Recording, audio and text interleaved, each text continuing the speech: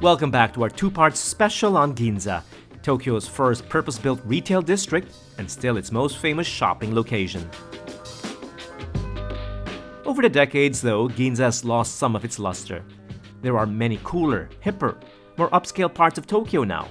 But Ginza's edge is its central location and its access to transport, its compact streetscape, and unique retail mix of old and new, high and low. All of which make Ginza ideal for hanging out, window shopping, and just strolling about. Or what's called Ginbura, which is just as relevant today as it was a century ago when the term was first used. Cafe Paulista embodies the essence of Ginbura, which means wasting or killing time in Ginza. During its heyday in the last century, it was a watering hole for intellectuals, artists, musicians, and writers, just like the cafes in the left bank of Paris. In tea-drinking Japan, Ginza was where Tokyo's first Western-style coffee houses were located, and Cafe Paulista, founded in 1911, is the oldest remaining of its kind. Although updated through the years and relocated to Chuwadori, stepping inside is like entering a time warp, complete with vintage furnishings and a smoke-filled salon that's rare in Tokyo these days. It's one of a dying breed where smoking is allowed and where customers come to chat rather than bury their noses on their mobile phones and laptops. Unlike the modern coffee chains, the original Paulista was a social lounge. Liquor was served here and live music was played. Thank you so much. You know, that waiter reminds me of John Lennon. Doesn't he look like John Lennon with the spectacles? Did you know that John Lennon and Yoko Ono used to come here a lot? The Cafe Paulista? That's right. This is a famous cafe. Here, even the menu is vintage. They've been serving the house specialty, the Paulista No. 1, a Brazilian blend, since they first opened in 1911. The cafe was third wave before there was even such a thing. The beans are sourced from Brazil mostly, as was a fashion in the old days, roasted to their specifications, and brewed and served pour-over style. Cafe Paulista is what Ginza does best. Use a Western concept, but make it Japanese. Take something from the past and make it relevant today. Not all Japanese traditions are fading away. Here in this Ginza landmark, the passion for pen and ink is alive and well. There's an Apple store down the road where people buy their laptops and cell phones to communicate with each other. But here, they do it the old-fashioned way. Itoya is Tokyo's largest and one of its oldest stationery and pen stores. The first Itoya opened in Ginza in 1904.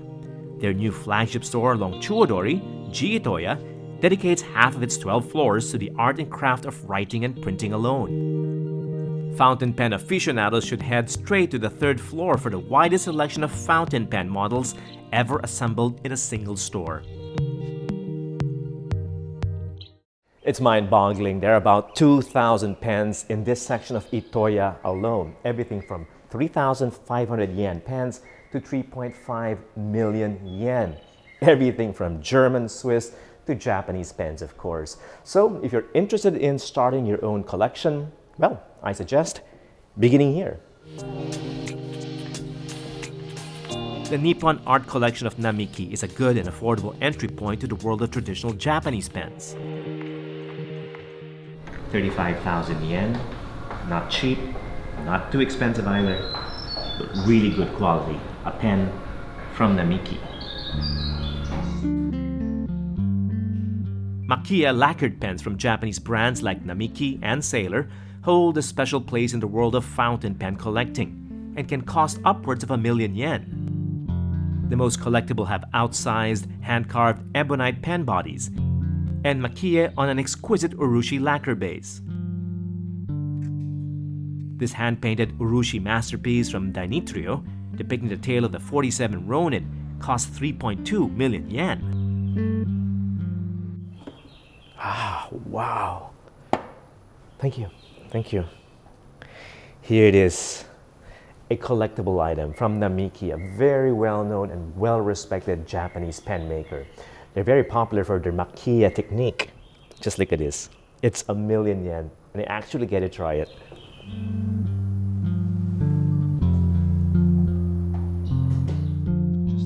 This Makia pen with a Kabuki theme was crafted by Masaru Hayashi. The sign pen set comes with a special Polonia wood box and inkwell. It's yen, but you're not just paying for the art in the lacquer. You're also paying for the nib, which is so silky smooth. Even if you're not in the hunt for a collectible piece, bring an old pen of yours and have it refurbished by Itoya's expert pen doctors. So with new pen in hand, you'll want the best quality paper possible to scribble some ink on. On the 7th floor is a jaw-dropping selection of paper and envelopes in every Pantone, color, and texture possible. There are thousands of papers to choose from, and you can spend an entire day going through the selection one by one. Or better yet, consult the paper concierge for what you're looking for. Itoya is no longer just a paper and pen shop. More than a century after, they've become a lifestyle store, even growing their own vegetables in an urban farm on the 11th and a juice bar on the ground floor.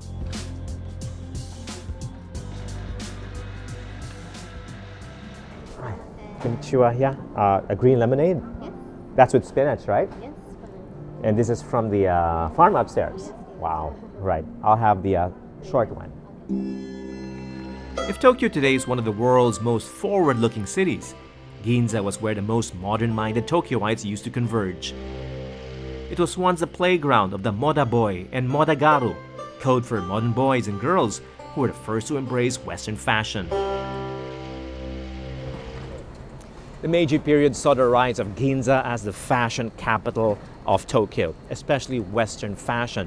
It also saw the decline of kimono fashion for men, at least more than women.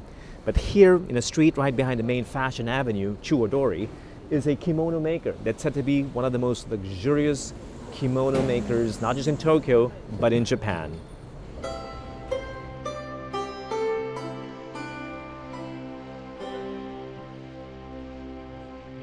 Hello, you must be the son of the owner, right? Ah, such an honor to meet you. Keita is the son of Komei Motoji, the man responsible for reviving the diminishing art of kimonos for men. Like many in his generation, Keita rediscovered the allure of the kimono, ironically, while studying design in London. Like a well-made Savile Row suit, the perfect kimono requires an experienced tailor and the best fabric money can buy. For Motoji's most discriminating clients, that means rare hand-woven Oshima Tsumugi silk from Oshima Island, fabrics distinguished with the title of Important Intangible Property in Japan. Wow, this is really beautiful. And it's almost weightless. Let's see how much this costs. 48 million yen. Just for the fabric and for the actual kimono, right? Unbelievable. That's how much? Around 480,000 US dollars. For the price of a Rolls Royce, the client gets an ultra lightweight kimono with fabric dyed and woven by a living national treasure and sewn by hand by Tokyo's preeminent tailors.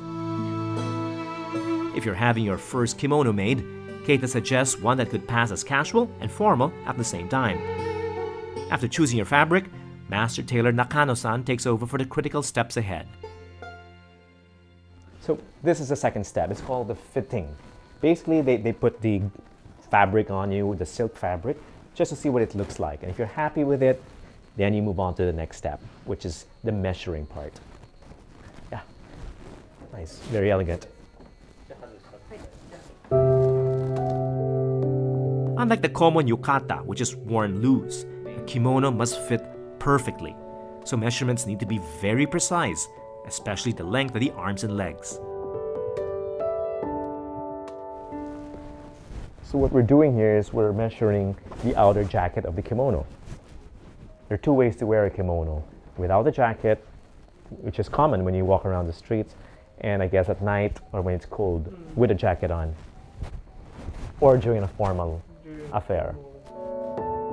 After taking measurements, the kimono, comprised of the robe, the obi or belt, and the nagajuban or jacket, is sewn and delivered after a month. What a beautiful experience. It's hard to believe that the people of Ginza once upon a time abandoned kimono culture. Well, at least the men. But the good news is a young generation of Japanese is rediscovering the art of the kimono. It's now fashionable once again to wear it in the streets.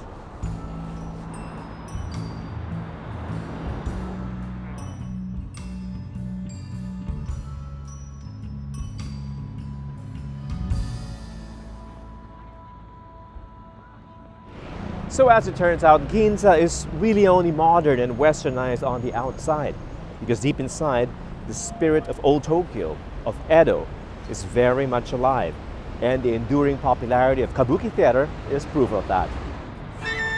Like kimono wearing, Kabuki is experiencing something of a renaissance. Ginza's Kabuki theater is the largest in Japan and among its most prestigious. A full show can last 4 hours, but you can opt to catch just a single act or visit the Kabuki gallery and go behind the scenes of a Kabuki performance. Kabuki is a rare treat, and in the old days, dinner in a special restaurant in Ginza followed a performance. Established in 1930, Tenichi specializes in tempura, fresh and raw seafood and vegetables dipped in a light batter and fried. Apart from prawn and shrimp, there were 24 seafood and vegetable varieties to choose from at Tenichi. Tempura is best when eaten fresh off the fryer. Here, your meat is cooked tableside to limit the amount of time it gets to your plate, and always one at a time so you're sure it's piping hot.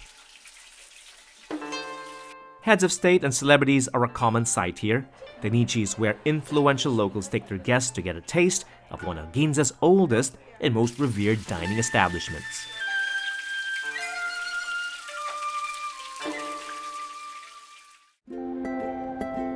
A stroll through Ginza after dinner is just as pleasurable as exploring the district in sunlight.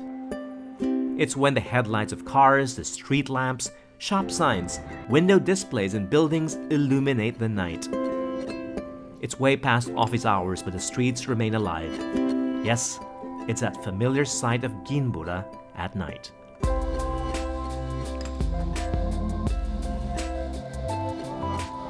Join us again next time for the second part of our special on Ginza, for our list of the district's hidden treasures, food finds, and luxuries.